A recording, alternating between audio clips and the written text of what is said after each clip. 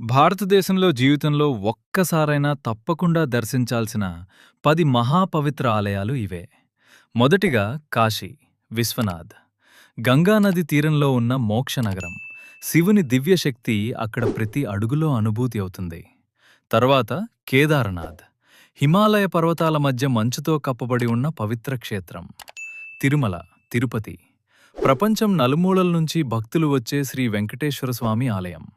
జగన్నాథ్ పూరి, ప్రపంచ ప్రసిద్ధిగాంచిన రథయాత్రకు నిలయం. రామేశ్వరం, రామాయణంతో సంబంధం ఉన్న పవిత్ర జ్యోతిర్లింగ క్షేత్రం. మీనాక్షి అమ్మవారి ఆలయం, మదురై, అద్భుతమైన గోపురాలతో దక్షిణ భారత గర్వం. బద్రీనాథ్, హిమాలయాల్లో శ్రీ మహావిష్ణువు నివసించే దివ్యస్థలం.